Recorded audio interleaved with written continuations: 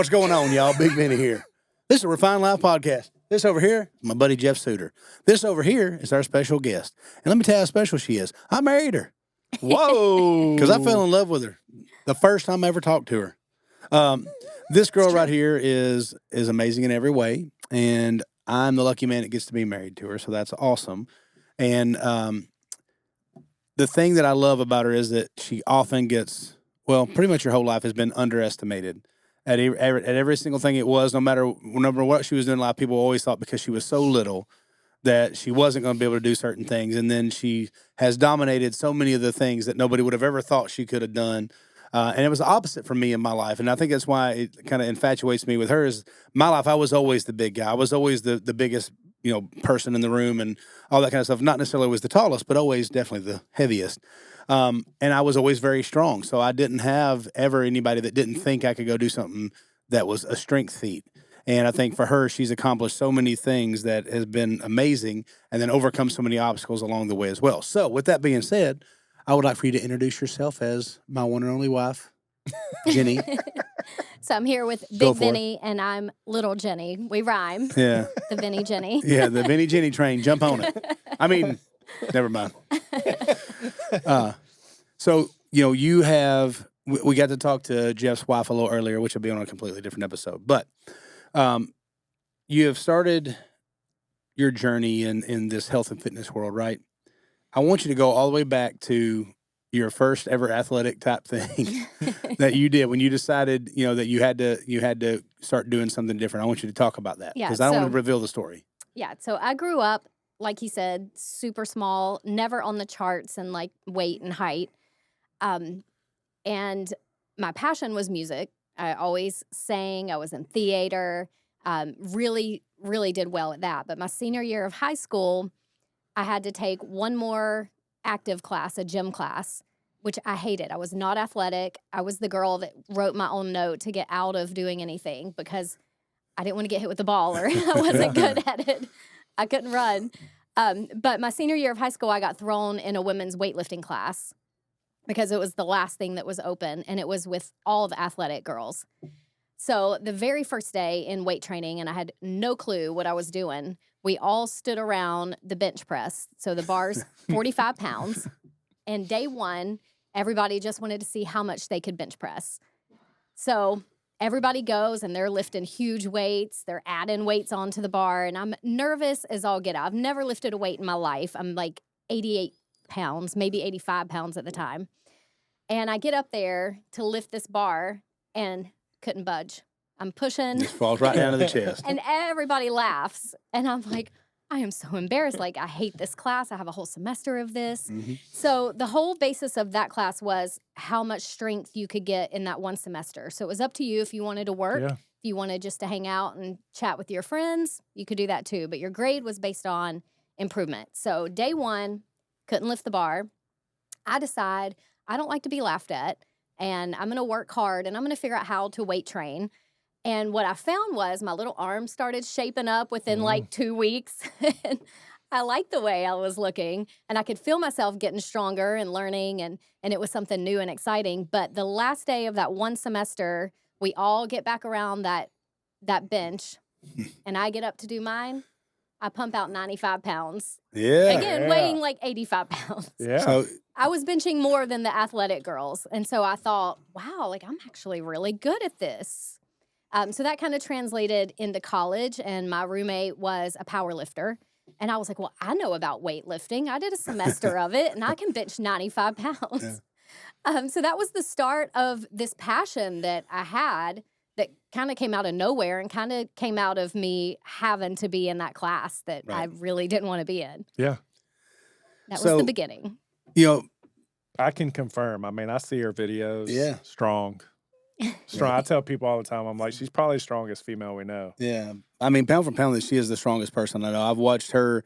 I've seen her deadlift 225 pounds, weighing literally like barely 100 pounds. And I was like, holy crap, she's done double her body weight plus another quarter. Yeah. And I'm sitting there thinking, okay, in order for me to double my body weight plus a quarter, I'm going to have to be able to bench press 600, almost over 700 pounds. So I'm like, holy crap, but it's just, you had that drive. I think you started to realize, like, maybe you always doubted yourself when it came to strength and stuff, because maybe it was because people told you, oh, you're too little Jenny, those monikers. I don't know what it's like to be called that, but I can imagine, like, always being the big guy, you kind of develop this sense of, like, or people watching me eat, or people doing this, and so you can develop that sense. I think when you're small, it's you maybe get to that point where you're finally like, you know what, I'm tired of y'all thinking I can't do stuff.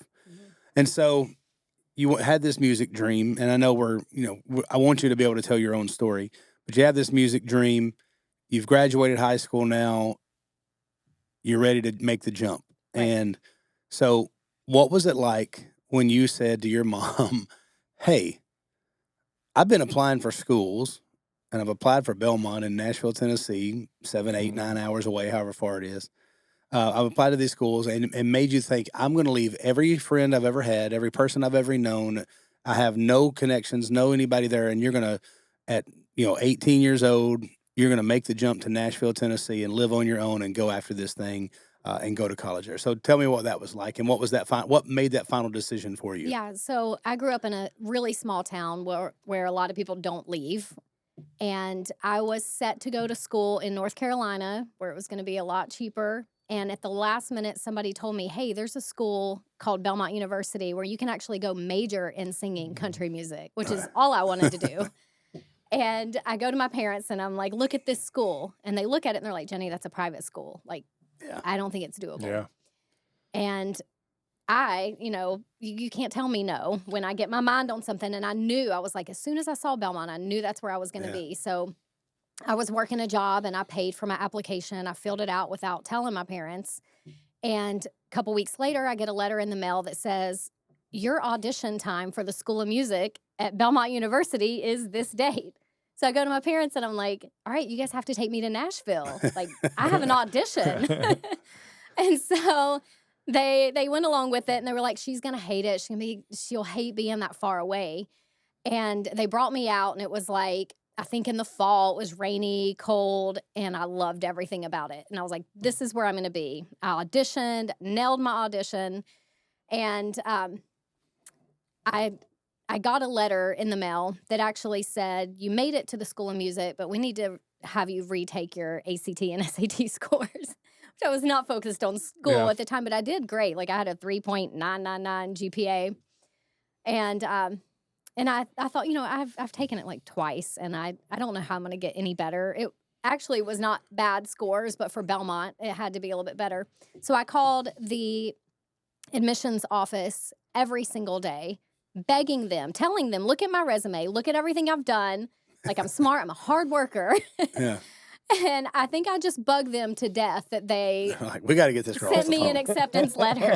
Congratulations, you're in our school. You're in the School of Music. Didn't even say we've accepted you into our school. It says we give up. Please stop calling. You're in. We give up. So I go to my parents and I'm like, I'm in. This is where I'm going to be. And they figured it out because they knew that there was going to be no telling me no. I was going to figure out a way to get here. So that's what brought me to Nashville, was studying music and singing country music, and which I still love to sing and write. So my freshman year, though, because I had started to love this fitness thing and was feeling really good about myself, working out and all that, I took a step aerobics class. And which really dates me right now. And so day one of that class, and again, I really didn't have rhythm. I didn't know anything. I kind of dabbled in the weight training. Day one, I see the instructor up front. I see her little mic, and I see her killing it up there. And I said, I'm going to be her. I don't know why I want to be an instructor, but I'm going to figure out a way to be her. It was the Britney Spears mic. It was the mic. And maybe Garth it's Brooks, like Britney the performer Spears. in me. I wanted to be up there so bad. So I start researching my freshman year of college. How do I teach aerobics? How do I teach weight training? And while I was studying music, I got my first certification in group fitness. And that was the start of me. And I was like, people get paid to work out. I love to work out. Yeah. And so I started connecting to gyms in Nashville, and brand new, didn't even really know how to properly squat. I was still just learning everything. And I had an amazing woman that kind of took me under her wings, and she gave me an opportunity to teach my first class, which was in Green Hills. It was at the club. It was a very private gym. And And she worked with me after and would be like, here's the music you need. Here's how you actually work with people and teach a class. So, I was like 19 at the time and thought it was just the coolest job ever that I could be studying music and performing and writing music and then teaching classes and helping people. I love I that. love it. Yeah. No, it's awesome. That's how I got here. So, I went to Belmont for one Did you? semester. dang, y'all might have been there at the same time. Maybe we were semester. there at the same time. 99? Yeah, that's the year I came. Yeah. Yeah. Yeah. Dang, y'all might have been to college together. We For did, one for semester. That's one great. semester, we Was you were doing music? there. Hell no. I was like, wait, do you have a secret talent we don't know about? I know there's other stuff at Belmont other than just music. I mean, there's music business as Did well. you go for music business? No, I just went to. I, just went. I was the guy that just went. Baseball? Right? Like I had to You pick could have played. They somewhere, got a so I great picked baseball team. Belmont. Did you? I Soccer? probably could have played basketball, but really? man, I just didn't. I The was. basketball team was great there for a while. I can't remember the kids. They were actually good while I was there, and I remember in my computer class, the star player he sat right next to me, so we cut up all the time. Yeah. But I realized real quick, I wasn't cut out for college. Yeah. Same here. After that first semester, I was like, I went I'm for out. one semester, and then I went ahead and went back to the next semester because I thought, man, I can't not do it now. And I got there, I was like, I hate this. yeah, I hate it. I mean, I thought when you went to college, I thought you showed up and you go study the things that you want to do. So I'm like, I already been through all the general education. So I'm going there. I'm thinking, I'm going to be a music teacher. So I'm going to learn all about music. Like, yeah, but now you're going to have to take, what was it? Creative writing, algebra 44, whatever number of algebra I was on by the time I was like, wait, why am I taking more of this? I don't want to do it. All I want to do is music. Like, yeah, but you got to take all this over here, and we're going to charge you for it for 2 years, and then we'll let you start working on the things you want to. So, anyways, scam. But well, my goal was to actually get the record deal and drop out. My goal was never to finish. 4.5 years I later, didn't plan I on finished. being there for 4 years. I was going to go for a semester Where's and the drop out when I. record Yeah. So you start chasing that dream, I mean, and you've been chasing it. I mean, you started singing when you were what, 2, 3 years old? I mean, 3 years old. Yeah. So, what was your first song? I was at church, and I don't remember the song, but I remember I was up there on stage with a bunch of kids, and I pushed everyone out of the way and grabbed the mic. And my mom was sitting in the back, and she didn't even recognize she had never heard me sing, but she was looking like, who's singing the solo? And it was me. So every Sunday after that, the preacher would have me come down, and I would sit in his big chair on the stage. The big throne there. Occasionally, he'd just hand me the mic, and I would come up and sing. So that's how music started for me. And like I said, I always excelled in music, and I got a lot of attention for doing music because that's what I was just naturally good at. Yeah. So you start chasing down that dream. You get to going in Nashville. Had some great successes. Started playing a bunch of shows and doing all that deal. Started writing songs.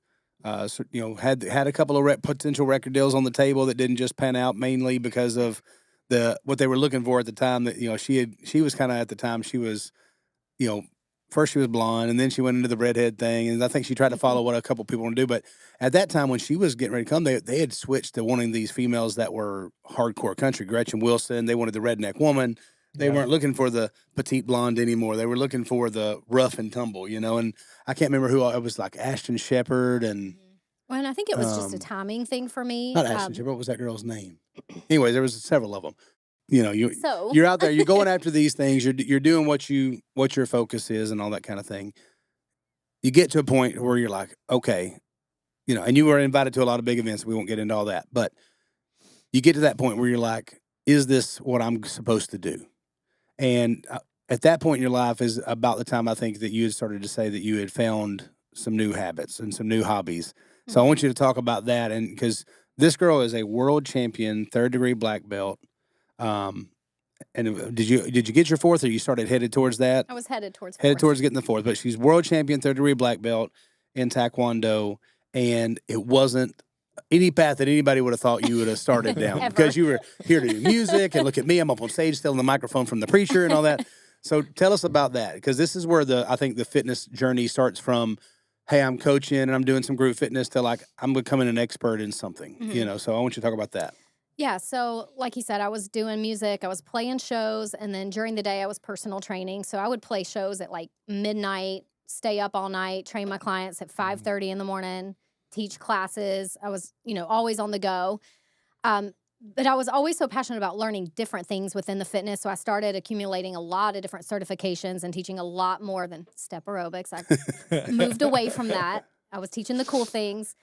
And I took a kickboxing class one day and loved it. And I had taken kickboxing before and felt like I was really bad at it. This particular class, like I came out of it and I was like, I feel strong. So I went up to the instructor and I'm like, who did you get certified with? I want that certification. And she goes, I'm not certified in kickboxing. I'm a black belt. And as soon as she said it, I'm like, that's what I got to do. You're like, Van, damn it. And I just, it's so weird. Like when I get a goal or an idea in my head, I'm like, I got to figure out how to do this. So I call up all these schools, know nothing about martial arts. The one school that called me back was Taekwondo. And I went in that Saturday. I was like, I'll just take a free class. Like, I think I want to learn something new. Martial arts is cool and self-defense would be awesome. So day one, I go in and I'm checking out the school and I'm looking at how expensive it is and all the gear you got to get. And I'm like, but how long to the black belt? Like, this is the She had important black thing. belt in her Where's eyes, the you know. goal? I got to get a black belt. That's why I'm here. And they said, if you go straight through, 2.5 years would be like the fastest you could probably do it if you don't miss a graduation or fail a test or, travel or whatever. I'm like, oh no, it's going to be 2.5 years. So I'm like marking my calendar. And I think the thing is like back then I was teaching all these classes. I was doing so much positive things, but I didn't realize like the mindset I had. Like if you want something in life, I visualized that black belt for 2.5 years. Like that was the goal. That was the end goal. I didn't know what was going to happen after that. But, I had it on my calendar. And these are the things now that I've moved into like what I do now. We'll talk about in a few minutes. But the mindset that I went back and realized all these things in my life that when I wanted to accomplish something, I was so laser focused on it that no one could even, my friends were like, hey, we're going out. We're going to this show or that show. And I'm like, I got Taekwondo tonight. Yeah. I'm working on my black belt over yeah. here. You have to learn the power of the word no when you're after something else. Right. Well, regardless, Exactly. like with me as losing weight, I had to learn how to say no to eating pizza every day, and I still want to eat pizza every day. Yeah. But with you, is learning to say no to people like, no, I'm focused on this goal. I got to get this black belt. So you go through and you do that. You master it. You start teaching classes. You help come up with the curriculum that the Tiny Tigers would use at that school and training the kids. And Yeah, so I was like green belt when I started working at the school, and I was like, well, I could also save money, and I think I would be good in the office because I'm so passionate about this. I can sell anybody on this Taekwondo when they come in. Like, we got the best school ever. Yeah. So I was working there. I was starting to learn how to teach, even at a color belt level. And then when I got my black belt, I was full-time at the school. So I was still personal training, teaching classes at a gym, now teaching Taekwondo, playing shows at night and on the weekends. And it was just, fitness was such a flexible job for me at the time. But such a passion that at first degree, I'm like, all right, well, what I realized is everybody thinks, oh, that's so cool. You have a black belt. First degree is like graduating elementary school. So it's cool to people that have never done martial arts. Like, it's good. yeah, But that's just elementary school. So now I got to go to middle school. How do I get my second degree? And how long does that take? Yeah. Which each belt would take that amount of time. So at least 2.5 years to get that second degree again. Wow. So I start that process. And in the meantime, we had students that would go compete at tournaments. And so I started going to some of these tournaments and watching, and I would kind of sneak over to where my ring would be because I thought, I'm not going to compete in this. Like, I'm not a natural at Taekwondo. Like, I had to work my butt off because I'm not flexible. Height is not on my side. In Taekwondo, it's point sparring, and you get more points for kicking people's heads. Yeah. So my leg rarely would get anyone's head because the women I was fighting were double my size. Yeah. So I would go over and kind of watch the women and see like my age group and who I'd be up against. And something in me was like, you know what, that'd be kind of cool. Like Michigan's over there stealing sons. Y'all were like, I want to do a little film watching on this thing before I have to take her down. So, I started competing at color belt level because I would go watch students compete. But my first tournament, I sparred a girl that had years of experience. She was 17 years old. She probably started when she was 3. So again, I start in my 20s. Yeah. And I was the lucky person that got up to spar her. Nervous, never fought in a tournament before. And I had really Had shied you ever been in a away. fight ever in your life? Never in a fight. No. No, and even in class, we would spar, but I didn't even know what I was doing, really. And nothing ever hurt. Like, it was easy sparring, little point sparring. I get in this ring, very first tournament, with a 17-year-old girl, and I'm in my late 20s at the time. And we step back. They say, "Sijat," which is go. Bam. She nails Straight to my the head. The hardest kick I'd ever taken to my head. The only kick you'd ever taken. I mean, I felt like tears, and I'm like, I'm not going to cry in front of people. Especially with a But 17-year-old. somebody's knocking your head off. Yeah. So, anyway, it's first person to 5 points. She, bam, bam. We're basically done. She killed it. I You got couldn't concussed. even get a move in. The judge came over to me because they knew it was my first tournament, and they said, keep trying. Like, do you think, come back, do this again? And I'm like, I'm not coming back to, like, I'm not signing up to get my head knocked off. Yeah. So I was all mad and in my feelings about it, because I definitely don't like to look stupid in front of people, and I looked stupid that day. I go back to my school, which was primarily guys, and I'm like, y'all have been treating me like a child. Y'all have not been real fighting with me. And I never felt a kick like that in my life. Yeah. And I said, so from here on out, like, if I'm ever going to go back to another tournament, y'all got to train me harder. You Yeah. got to actually kick me so I know what to expect. So I started training harder, and it felt like I improved quite a bit. And, I still had that thing in me. I think it went back from, like, my weight training days when people were laughing, that I have to, like, prove myself. So I'm like, I'm going to go back, and I'm going to show them this time. Show them what's up. And I did. And you know what? My confidence She went and trained with Mr. switched. Miyagi for a while, wax on, wax off, which I appreciate. And then she came back to the tournament. So I think in my life, like, I've had so many failures, and I could have very easily been like, yeah, I'm not a fighter. I'm not going to go back and do a tournament. Or, when people laughed at me lifting that 45-pound bar, I could have just been like, I quit. I'm just going to sit here and have fun and get through the semester.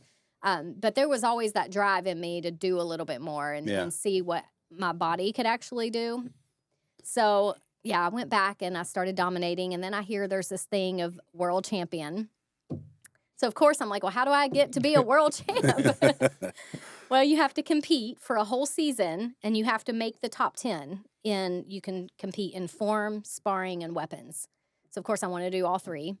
And my weapon was nunchucks. So the child weapon, but that's the best loved one. it. Yeah, it's that's the the best coolest one. weapon, actually. So I competed much longer, but for this particular, to get that world title, I competed in a lot of cities across the U.S. Every tournament that was coming up, I wanted to go and win and get those points. So if you were getting first place, you were getting the most points. So that the end of the tournament season, those top 10 women, and they could be worldwide, and they were worldwide. I obviously, during the season, was only competing with women in the U.S.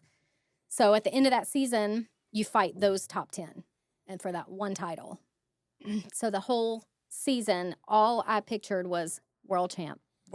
Like, I'm not going to be able to do this forever. I can't keep competing like this. And I knew once I moved up to that 3rd degree level, competing was going to be really difficult at that level. So I'm like, this is my time to get world champ here. And I competed that whole season. I was in the top 10 for all 3, for form, sparring, and weapons. And at the tournament, I finally got my world title. Come on with it. I had a hurt ankle, and I was like, no matter what, if this ankle breaks, I am going to get this title, because I'm not doing this again. And I've just, like, pictured it for this whole season. And you got first place in form, correct? Yep. And then second place in weapons? I got second in weapons. I lost to the sword. Yeah, well, that's as we know, in martial arts, the sword is pretty much always going to win, because it's like the prestigious weapon or whatever. Yeah. And look, and I held my own in sparring. Yeah. So I think I came in 4th. Yeah. In that, but wow. Yeah, I fought the girl that got first, and we were actually tied for a really long time, and then she got me at the end. Yeah. But yeah, I felt really good about that. Cumulatively, you won this world championship. Now, did you only go to worlds once, or did you go back for multiple? Did you have the desire to go back to that level after you won world champion? I didn't have that goal. My goals started switching.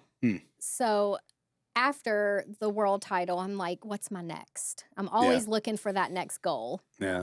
And I'm looking on Facebook one day, and I see a woman that I used to teach group fitness with, who was 52 at the time. and I see her competing in bodybuilding.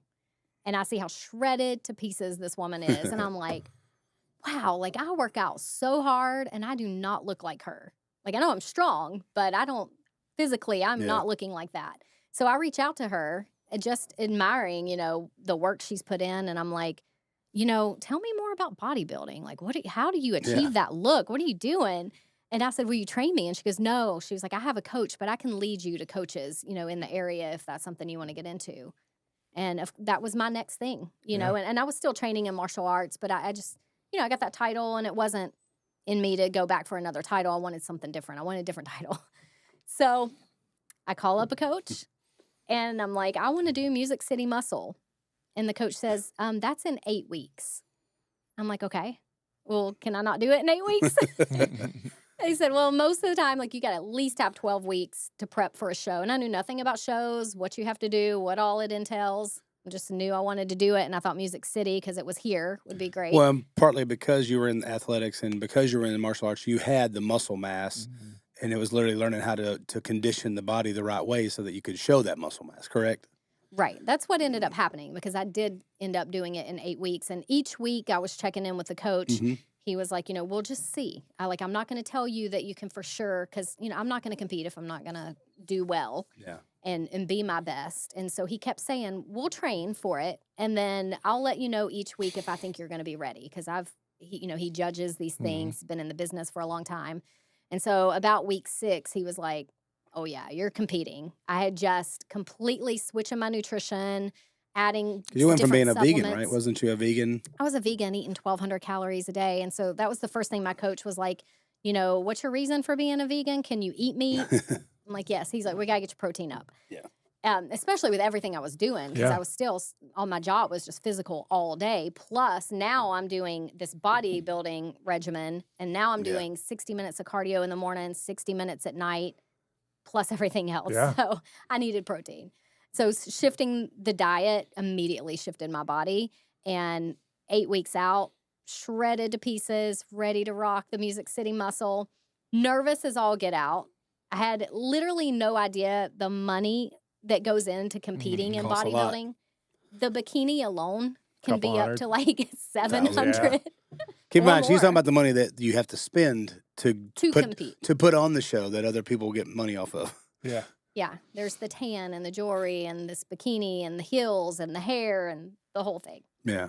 So Music City Muscle, I was up there with like at least 30 women, literally shaking. And I thought in the beginning, looking at bodybuilding, that's going to be so easy to compete. Like you walk across the stage, right? I've competed, I've kicked people in the head. Yeah. Like that's way harder than walking across the stage in a bikini looking good.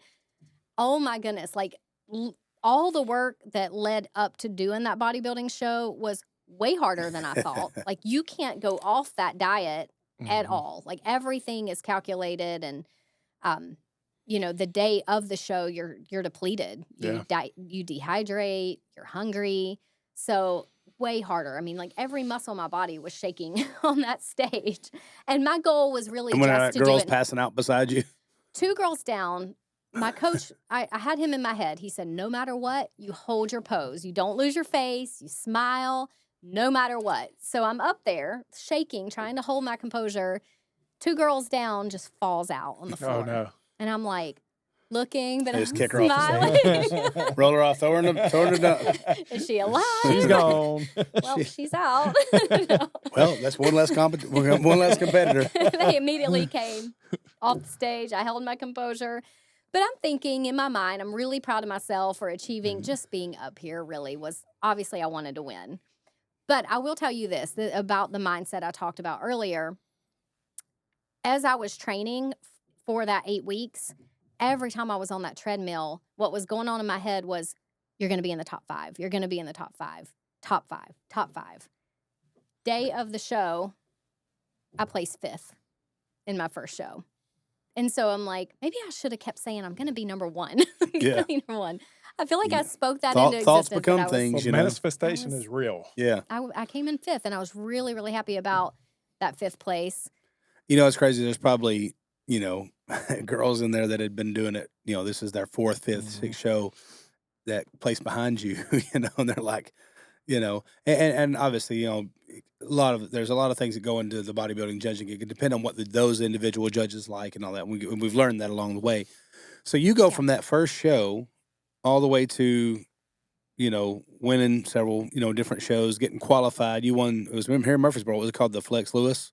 I did the flex. And you got second place in that overall, correct? And that qualified you. After the 5th, the next week I went to Kentucky, and that was a qualifier show. So my very second show I'd ever done, I placed second. And I called my coach because he couldn't be at that one. I said, I got second place. And he was like, wow, you qualified. And I'm like, what did I qualify for? He's like, nationals. And I'm like, I can go to nationals and I can be a pro? And I'm 2 shows in. You're like, I'm about to be a world champion and a pro bodybuilder at the same time. How do I become pro? So yeah, I ended up competing quite a bit more, you know, within that season and up until the point that we met. Well, and then I got her pregnant. So, you know, twice in 3 years and 2 C-sections later. But you know, we met, I think, you know, people don't realize that we were friends. We had known each other from the music industry for, I don't know, 10, 12 years. We met in our early 20s. Yeah, we were acquaintances at that point, you know, and she would play the Billy Block show. Our band would play the Billy Block show. I always thought, man, that girl's cool because she plays the harmonica and she sings, you know, and always thought she was really cool. And she always had like this rocker vibe about her, you know. But I'd met her and she'd always been nice to me. But when I was on Biggest Loser, I had sent a thing out on Facebook to like, I mean, hundreds of people. Hey, come to this boot camp. For one, because Carter Hayes, the guy that was training me, wanted to grow his boot camp. Yeah. And that was part of the perks of getting to train a guy that was coming from Biggest Loser. So I'm like telling people, hey, you want to get up at 4 o'clock in the morning and come train with me at 5 o'clock? And most everyone was, nope. And then if you throw up, they didn't come back. But she started coming to the boot camp, you know, and she's like, I just wanted to support you. And I didn't know she had a little side hustle in her head. Well, so manifestation. I love the show, and I thought it was so cool that Vinny was on it. Of course, I was watching. I really wanted to be a trainer on the show. And I thought, how cool. Like, I know Vinny. How cool would it be if I were his trainer after he comes off the show? Yeah, business. I mean, it's a business thing. That was a business transaction. He invites me to the boot camp, but we didn't talk. Like, you would high five everybody. Yeah, I would talk to everybody, high five. We didn't. I mean, I was always appreciative that she'd come. She'd come. My buddy Brandon Ray would come. Maybe 1 or 2 others showed up throughout periodically of the time. But see, I was coming and supporting you, and then I was going and teaching like 3 million classes the rest of the day. Hey, and listen, I was dead. Carter Hayes puts on a boot camp. It was a hard class. It will kick your booty. Yeah. But especially at that time, it was that A game. But anyways, so we had been friends. We had known each other enough and all that kind of stuff. And actually, the way that we kind of started talking was because I sent her a message and said, hey, I noticed you're doing all this bodybuilding stuff. I would like to learn about that. You know, I'd come off Biggest Loser, had been married, had, you know, gotten divorced and all this kind of stuff. It was actually just at the end of going through the divorce. And I sent her this message. I'm like, you know, and she's like, well, you know, we train. It's all the way over here in Gallatin or Hendersonville or somewhere, Goodlettsville. I was like, I probably can't go all the way over there. I was still trying to figure out my whole life, like, where am I going to move to? What am I going to do? You know?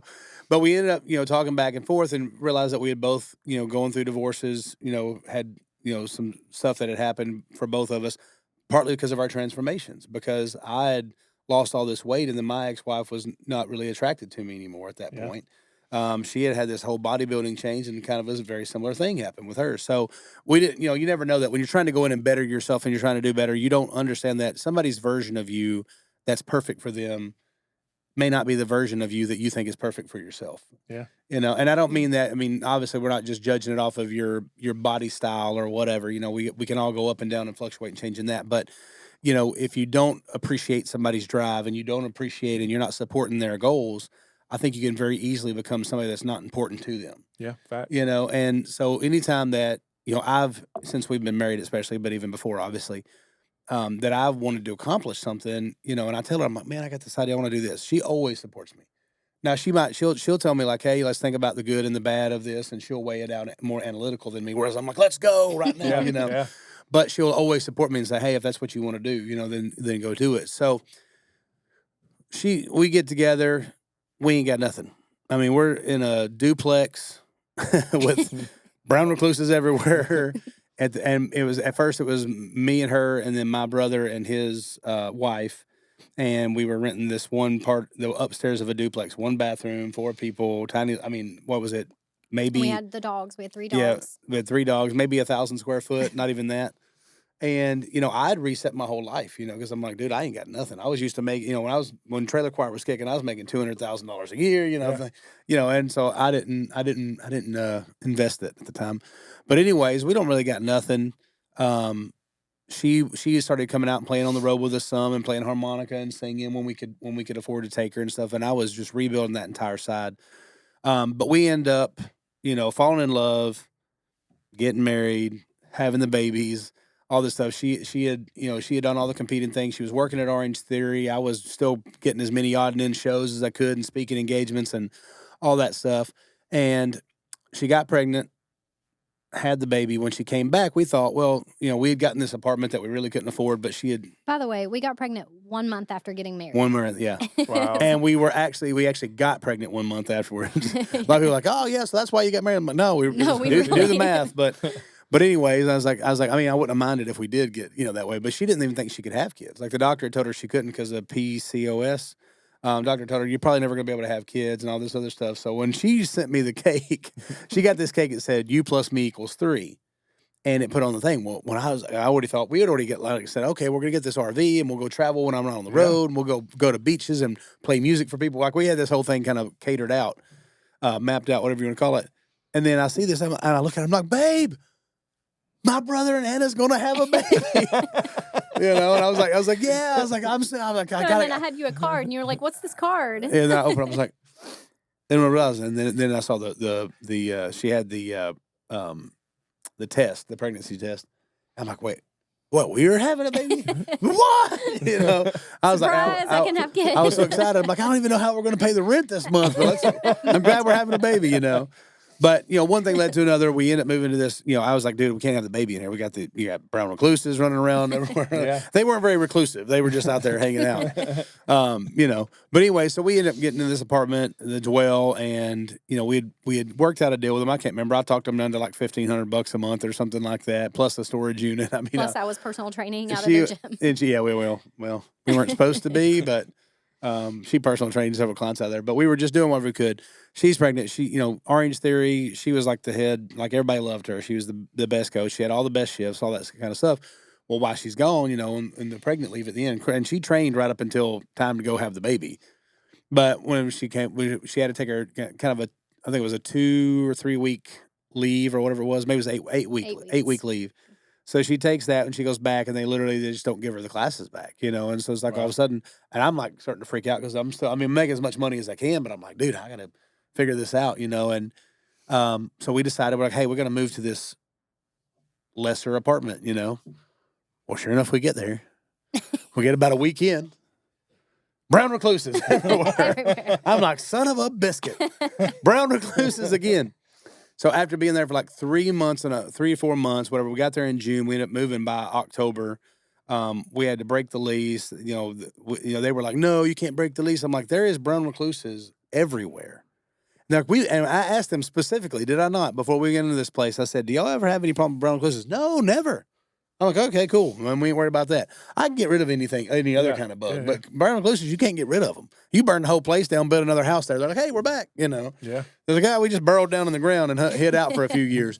But anyway, so now we're kind of figuring this thing out. And she gets online, and it's like, I'm just going to go find a job. And she gets online, she finds this company called V-Shred. And she's like, hey, I'm going to try and see if I can write meal plans. I know all about writing meal plans. I've gotten a million of them, and I know all about nutrition and macros and all this other stuff. And that's what you have to know. And I got my training certification, all this. So she goes on there and she gets hired. Like a day later, they're like, yeah, we need trainers. They had literally like 2 or 3 trainers total. And she kind of came in there at the very beginning of this company and started building. Big company. Huge company now. Yeah. At the time, it was. I mean, you might get 3 or 4 meal plans a day. I mean, the marketing was really just getting going. They had just started the meal plans. Before that, they did have a program called Fat Loss Extreme, and so they had that program, and you could buy that program for $40, and you got the program, and that was it. You know, and so they started bringing on the personal coaches to actually do the meal plans. Talk with the clients, do all these kind of things. And she gets that job. She starts killing it like she does everything. She had this like, I'm going to be number one. So they started sending out these rankings in the company. And she was like, I'm the number one trainer again. I'm the number one I'm not trainer competitive again. at all. Yeah, not a lick. No, we know about the board games. Flippy Board right, Johnson over there. Because he cheats. Yeah, no, I don't We cheat. have to cheat. I'm just you that win good. At everything. So yeah, I'm at a disadvantage here. So literally, she gets this job. She starts growing with the company. She's number one every single month. You know, she'll tell me, she's like, yeah, I did 25 meal plans today. I'm like, damn. I was like, that's a lot of damn meal plans. Yeah. She's like, yeah, but I got it down. I've written 700 or 800 now. So I've got kind of a base for anybody. And then I have put in their likes and dislikes, and I take out a few things here and there. And you know, it's a meal plan that is custom to them, but I already have some of the main stuff that's going to be in everybody's diet in there. So You have the baseline. Yeah, the baseline was there. So I come home one day, 2019, January, or like maybe end of December 2019. Sorry, end of December 2018, starting in 2019. And she goes, hey, I got you a new computer. I'm like, well, why did you get me a new? I mean, thanks, but why'd you get? Well, you got another job now. I'm like, I do. She's like, You're yeah. working for I was V-Strand. like, we're getting like 1,000 meal plans a day. We need help, and you know about macros because biggest. I mean, I knew everything. I mean, I was very knowledgeable in writing meal plans. I'm like, now I don't want to do that. She's like, we got to have your help just for a little while. So I went in the first day. I went through all these processes trying to learn, and luckily I had her there to actually show me hands on. Yeah. But I learned how to do. The first day I did 5 meal plans. It took me literally like 5 hours. Second day I did 10 meal plans. It took me about 5 hours. Third day I did 15 meal plans. Took me about 5 hours. And then the next day they gave me 40 meal plans. And it was pretty much 40 every day after that. And then it was like 40 every day after that. But we were making great money, you know. So we built up this money and all this stuff. But there's a time when you have to realize that if something steals your joy, it may not be worth the money. Amen. Yeah. You know, especially if it's a long-term thing. So fast forward, we work for this company. Things are going great. We're making more money than we've ever made. You know, we're getting opportunities to put back real money to be able to buy a house. You know, we had moved into a townhome that, was a great place. We loved that place. And We get pregnant again. we get pregnant again. And we got pregnant in 2019. We found out we were pregnant she was pregnant. I was there for like 32 seconds of it, but it was great. But anyways, she was pregnant, found out right around Halloween and all that stuff that she's pregnant. And they're like, okay, so we're going to have a June baby, whatever. And it was actually, Harley was due on my birthday. Nice. But they had to do they had a scheduled C-section for a week before. So whatever. In my mind, we got the same birthday. Anyway, she's working for the company. She's doing all this stuff. A part comes up where they're like, hey, we're looking for some head trainers. Jenny's the number one trainer. They literally tell her like, hey, we're going to give you this job. You deserve it, all these other things. Y'all have been there for us. And they had made a lot of promises to us like, man, y'all have been there to help us in all these times of need, all this other stuff. And the company had been great for us. And like I said, we made a lot of money. Well, they're literally on the phone with her one day. And I don't think we've ever told this story in public, but we're going to tell it. They're on the phone with her one day. And he's telling her about all that stuff and, saying, we'd like to fly you out to LA to kind of be the female spokesperson, And they were, and she auditioned for that later on too. But she's like, oh, yeah, I'd love to do that. But I just need to, and she goes, I'm pregnant right now, and like, oh, you're pregnant? How pregnant? You're really? And it's like, oh, yeah, I'm giving birth in like 2 weeks, 3 weeks. So they were singing whatever. my praises of, oh my gosh, we've got people that are single with no kids that are struggling to do their job the right way. Yeah. And here you are, always in the top 5, You was always, overall, you was always number one. Pretty much, Yeah. always number one. You might have But been they were number like, 5 in and you're supplements or pregnant, whatever. and but- you have a toddler. Like, wow, like really singing my praises. Yeah. And your I'm like, husband's basically like a third there's child. no need to Yeah. tell you I'm pregnant. Like I'm doing my job and I'm Yeah. killing it still. Yeah, she just never complained about it. She just kept doing her job. kept doing So I it, said, yeah. absolutely. I'll get on camera just so you know I'm Yeah. 8 months pregnant. So I'm pretty big. Yeah. now. So they told her all about this job and how much they loved her, and there was going to be another guy that was going to be, getting that similar job. And then time comes and passes, and they're like, hey, these are our new head trainers, and they introduced 2 other people. And we're like, wait a second. Didn't he talk to you What about just happened? Yeah, so then in a conference call that we always recorded because we needed the information that was in the conference call, Yeah. they start talking about the head trainer stuff, and then they say, yeah, and well, it was on a call after that because they wanted to call Jenny, basically, wanted to call Jenny and let her know that she wasn't going to be the head trainer because now all this happened. Like, well, you were pregnant and we just didn't think it was something you could take on. She's like, well, I was still number one. They're like, yeah, just go. Well, don't worry. There'll be more, that are going to be coming along and this and that. Well, then on a later call, another one of the head trainers slips up and tells her, "Is like, yeah, and they said they didn't give you the job because you're pregnant." And we're just like, because obviously that's pretty terrible. Yes, yikes. Now, keep in mind we were subcontracted, so we didn't work for the company yet. If they hired her, she would have worked for the company. So there Right. was no legal action, and we would have never done that anyways. Overall, we loved the company. But then it got to the point to where, she was like, okay, well, they're going to put me there next. And they skip her again. And then they'd skip her again. And the reason they kept skipping her is because the head guy that was the head trainer guy didn't want her to become that because she did so good. It made him He was look intimidated, good. yeah. No, Our intimidated. teams also were in competition. Our teams were in competition, team was and we killing it. won everything. Gotcha. I always won transformations. I know how to You transform did. people, but she would always be number one, and I'd be middle of the pack because I never would sell the supplements because I'm like, those are not good supplements. I'm not selling them. Yeah. So I never would sell the supplements or whatever. But I did love the program, and I did think it was well put together, and all the trainers they had were very knowledgeable. A lot of them were actually dietitians and things like that as well, on top of being that, which sometimes they didn't. It's funny, they're the dietitians, but they didn't actually know the stuff that they should have known for macros and carb cycling and the difference between proteins and BCAAs. And anyways, we don't get into that. But she got asked to make another program. She had made a program for the company that did really well. She got asked to make another program. She told them no unless that she could get a percentage of this program and all this other kind of stuff. And they said no. And, so she had started to kind of stand her ground a little bit. And I think some of the favors started to fall. Even though she'd be number one, she wouldn't get as many tickets. She wouldn't get as many things. And she finally got to the point to where she was working so much all the time, and she was starting to get sick. Now, she had been fighting this, and I didn't know it because I would be downstairs working on my plans. She'd be upstairs working on her plans. I would take the kids and take them to the gym and go, take them to the park or whatever. Then she'd go and take them. Because we were working 24/7. Yeah. Like it never The stopped. job never And stopped. so it wasn't even the meal plans. The meal plans were easy. There was so many emails. Yeah. Because if you do 40 meal plans today, tomorrow you got 40 people that just got meal plans that got questions. Got questions, yeah. Now, only about probably 50% of them ever message you. And then probably after the first week, it probably drops into like 10%, But either way, she had 300 and something subscribers on top of all the new meal plans you're doing. So the subscribers are people that have been dedicated. Yeah. They've stuck with it. And she had people that have been there with her for 2 and 3 years. So you wake up Monday morning to at least 100 emails. Oh, yeah. Right. And so you just, That's your whole day. and you're supposed Yeah. to answer them. You can't have above an 8-hour response time, but they wanted you to be more like 1 to 2 hours. Yeah. So, Everything's a competition. but you're also making such good money. You're like, dude, we're going to make $30,000 this month. Dude, we're going to make $28,000. I mean, it was always constantly like that.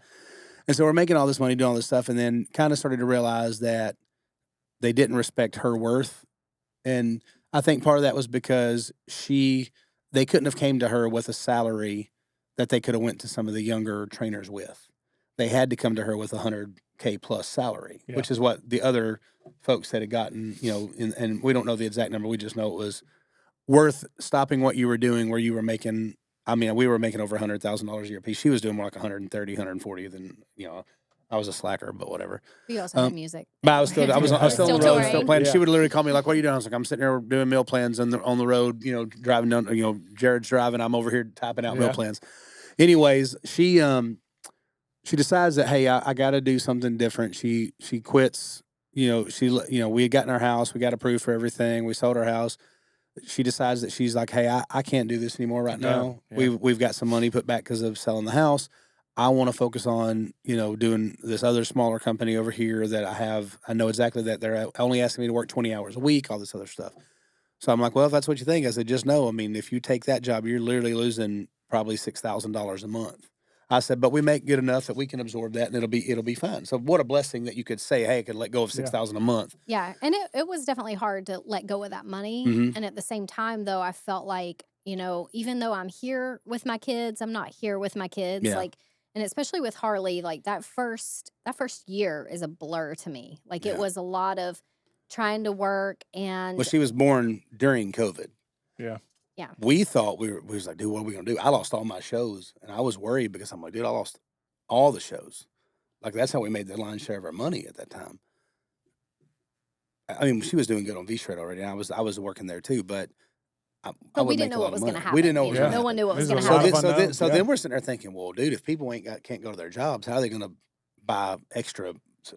But it blew up. Oh, but they did. They wanted to work out They wanted at to work home. out. Yeah. They needed workouts at home. They needed ideas. They needed this. They wanted their meal. You know, and so it blew up. So we were just slammed with work. I remember that the night that she gave birth, C-section, cut her open. She's holding the baby over here in this one, and she's typing with her left hand. Could And not fall behind on my email. And she didn't want to go. And so I said, listen, give me your computer. I'll do your email. So I started doing them because I'm like, and she did it for probably 30 minutes before I stopped. I was like, Yeah. that's, This is and nuts. she was literally, she's being a great mom. She's loving on the baby, which the baby was just born. And she's also trying to be a breadwinner and be that for the house. And which I always admire about her because she literally will do anything it takes to make sure that we're good to go. Yeah. And having a partner like that, because I'm the same way. She knows, like if stuff already going wrong, I'd go drive Uber tomorrow if I needed to. So this goes back to the comments to our one of our viral reels where people are like, well, if you really want to be a man, you just make it to where they can just stay at home and do not shit. Yeah. She don't want to stay. This girl don't want to stay home and do not shit. No, she wants to be competitive. She wants to outdo me in whatever I can do. She wants to go. Yeah. I have to have goals. Her name is Goforth. Yes. Right. That's literally her last name. So it's like, so I'm saying all that to say, so she ends up going to this other company, and then That was just a brief it was thing. it was a brief intermission thing. Well, and here's the thing. People would ask me, how do you like your new job? I like it. Like I'm in my field. It's good. But there was not the drive. There was not the passion. Yeah. And I was also in the process of figuring out my health because after I had Harley, I got extremely sick. And I thought it was postpartum. I'm an older mom, so man, this is going to take time, to get my body back and get my mind right.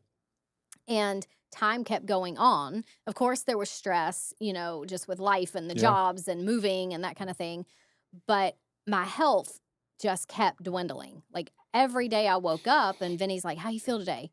I feel awful today. Yeah. I think I just need to lay down and skip the gym. And so I started becoming a person that I didn't even recognize through it all. And I kept thinking, man, something terribly just went wrong with the birth. Like something's wrong with my body. Yeah. Started going to all And these. she would have like these spurts of like 3 or 4 days. I'd go to the gym and kill it. She'd kill it. She'd be great. We'd be doing all this. I'm like, all right, she's back. My wife's back, and because that's the person I knew. Just like we said earlier, I mean, people, there's times in your life when you can become not the version of the person that the person fell in love with, know. Yeah.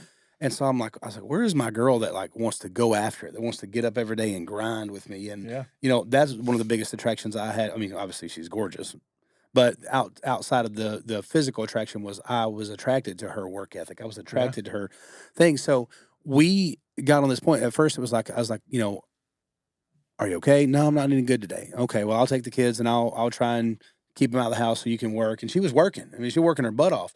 But like I said, she was upstairs working. I was downstairs working. The kids, I like I said, I took way less workload on that because I was still doing music. But it got to where I was like, are you okay? And I always felt bad because I'm like, I don't know how to be there for her because it's like nothing I can do. She went to what was it called? The lymphatic doctor. She went to lymphatic doctor. She went to the gynecologist. She went medicine, to emergency rooms, functional. Yep. Went and got the blood work done. It's like, do I have cancer? What's going on? We could not figure it out. And I got to the point. I was like, well, maybe she just don't. In my mind, because I'm a guy, my insecurities start playing. Well, maybe she just don't like me. Maybe she just wants to stay upstairs and stay away. Yeah. Is she really that tired? I mean, she did good for those 3 days, so maybe it's just in her head. Maybe she's got depression. That's what plays in your mind for sure. And so I'm just like, I'm not sure what's going on. So, I kind of became this person that was like, you know what I'm going to do? I'm just going to take care of the kids. I'm going to do this thing. I'm going to go out there and do what I do, and hope everything gets better because I didn't know what to do. And I wasn't as emotionally supportive as what I should have been. I was very supportive in the fact that, hey, I'm going to make money for our family. Hey, I'm going to make sure that if you need to go to another doctor, you go to another doctor, whatever. But I wasn't the one catering to her feelings. I wasn't like, what can I do for you today? Are you okay? I'm sorry you feel this way. Well, and it was annoying because I would wake up every day with something different. It wasn't just one symptom. It wasn't one thing.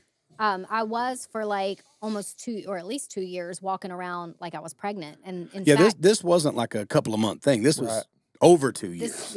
This took over 2 years to kind of get to the bottom of. But I everywhere I went. So I quit going out because I looked 8 months pregnant. And everywhere I went, someone would say, "Oh, when are you due?" And I'm like, "No, my baby's like 15 months old now." Yeah. And I'm a personal trainer. Like, this is not good. I'm eating right. I'm trying to work out. I'm trying to Oh, we figure had hired out. one of the greatest bodybuilding coaches literally in the game today, like mini Olympia, and he's not just a bodybuilder. Like he's a like health coach. yeah. Like big time, and like a doctor. Got his, he's a whatever. You got to have to be a doctor, a PhD, Yeah, but I or was whatever it following is. these protocols and taking these supplements and, trying to get my mindset right, trying to reduce stress. And like I said, I quit. I was so frustrated with myself. And I'm like, everybody thinks I'm pregnant, so I don't even want to see anybody. I don't want to go to events. I don't want to go Oh yeah, out. guys, where I'd be like, "Hey, you want to go this?" No, I don't want to go. You No, go. I have nothing to wear. I'm going to look pregnant everywhere I go. I just go by myself, and then I feel bad while I'm there because I'm like, "Well, I left her there with the no, kids." I was but but I literally need to network, a different person. Like there were days I felt like I couldn't even walk up the stairs. My joints hurt so bad. I felt like I was an 80-year-old woman. I looked in the mirror and I'm like, gosh, like Harley really aged me. Like I am looking awful. And just that life and that drive was completely gone during that time. And I remember, I think it was Christmas. It was right after Harley was born. Yeah. Christmas. I was listening to Well, that Christmas podcasts. was when the bomb went off downtown. Yeah. So I was listening to different podcasts, and I find this doctor, and I'm listening to his podcast. I'm like, gosh, he knows a lot about everything. And I've been to every doctor. I've seen every specialist. I'm literally don't even know where to go from here. So I keep listening to his podcast. And I remember saying to you, I don't know who this doctor is, but I'm going to figure out a way to get to him because I think he can help me. Yeah. And long story short, he has practitioners under him. And so I went online. I hired one of those practitioners. They send me some labs to take. I take a metal lab and another inflammation lab. They come back horrible. And I meet online on Zoom with the practitioner, and she was like, "There is something wrong with you." And I'm like, I just start crying. I'm like, yes, that's what I've been telling everyone. Like, this is not in my head. Yeah. And she said, I hear you. I see you. Your labs are so bad. We're going to get to the bottom of this. So I start working with her, and my life starts changing. And that's what ultimately led me to figuring out the root of my health issues and led me down a whole different path of not just doing nutrition and fitness for people, but a whole wellness company that I now have that I started last April.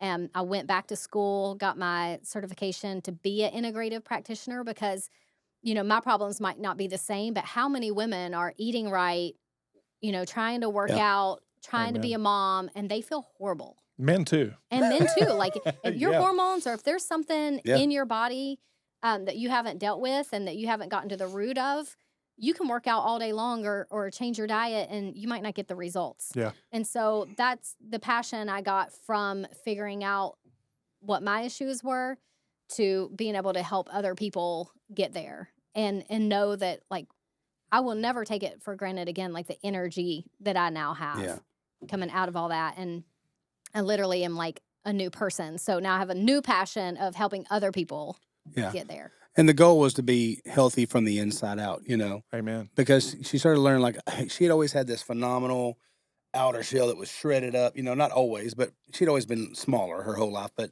she had created this thing, and that was a persona, and that was the way she perceived herself. So I think she battled that with, looking like she was pregnant when she was like, I'm eating right, I'm working out, I got my macros down, I'm doing all this stuff, and I still look like I'm pregnant. And it's like, it's been 15 months. Yeah. And, and then people would say to her, and it would just wreck her head. It's like, "Oh, when are you due? Oh, we got another one on the way?" Like patting her belly. And one time, I'll never forget, we went to the gym. This little girl comes up and she's like, "Oh my gosh, you're pregnant." And it just floored her. Yeah. This is like a 6-year-old child. I And thought she was patted my belly, and I lost it. Game over. I am not we went in the car, pregnant. she was crying. I'm like, "What happened?" And Vinny, you go, "Did you really just snap at that kid?" And I'm like, yes. I'm so tired of people asking me if I'm pregnant. So, that's when she started this company, and it's so much more than, it's nothing like the other companies we work for. She is going to get down to the part of your problems of what's going on inside your body. You're going to have labs and tests and things like this, so she can see, are your hormones out of whack? Are your metals, messed up? Are you having other issues that are not just diet? Most people say, "Oh, you just got to eat less and work out more." And for most For people, some, that works. that's true, until you get to 40, then things start changing. Yeah. But we could talk for hours with me and her. Obviously, There's we're- no we're doubt she's married. gonna have to come back because I want Yeah. to dive into all the. Yeah, I wanna get into all that like, stuff. Now, But I want- now we've got to where you've got the business. Yeah. Now we want to know all the goods. Yeah. Yeah. And so, and I know we got to start wrapping here, or we're going to wrap now. But she's got this thing going. She's got phenomenal transformations already happening. Not just the transformations of people, losing weight, but the inflammation in their body being gone. For me personally, I did her program. I lost 29 pounds in 3 weeks. And the biggest thing was all my inflammation. Is gone. My belly's not rounded out, and like it was. My knees aren't hurting, my shoulders, all that kind of stuff. So, Yeah, I've got clients now that Yeah. are off all their medications within 2 months. and these are the people that were diabetic, like on diabetic metformin and things like that. Well, one of the guys is a close personal friend of ours, and he's lost 40 something looks pounds. fantastic. He looks great. Yeah. Wife the same way. So that being said, y'all go to goforthwellness.com and you can check out the app and you can sell this. We're going to dive into this more with her and We more are. of what she's going to do in a later episode. But I do want y'all to go follow my wife. Go at Goforth Wellness. I want you to give her a like, a follow, a share. And also, while you're doing that, give us a like, a follow, a share, a comment. Give us, 15 stars if they'll allow it, but 5 if that's all they'll give you. Just don't ever give us less than 5 because that's not a real thing. But I want y'all to go check her out. She has a solution to whatever you're going through, however long that you've been fighting this battle. She knows the right way. And by doing it with, real knowledge, not just like, if you just work out more and eat, that is true for most people. But if there's something that's been going on and lingering and you've eat right and you've worked out and you've done those things, and even if that's all you need to do, she can help you with that. But if you're at a loss and you don't know why, I promise you, if you give her a message on there, she gets back to you within an hour probably, unless we're at a kid's thing. She can help you with whatever that problem is, and she'll be doing it with real knowledge and care and love, and you'll see that in the app. She has 24/7 direct access when you get on that program. So goforthwellness.com. Anything you want to say? Well, I love being here, and I definitely want to talk more about everything, health, fitness, mindset for sure. I can't wait. Yeah, so I'll definitely be back. I can't wait. She's coming back. You know why? Because she's my wife. And we're a 1/3 owner of this podcast, which means when we pay the bill every month, 1/3 of that comes from us. So anyways, love y'all. Follow us, like, share, comment, go see To the Moon Creative, all that good stuff. James Amen. Dean. Jared Blake. Jeffrey Suda. The suitor of Jeffrey. Goforth Hickerson. Peace out.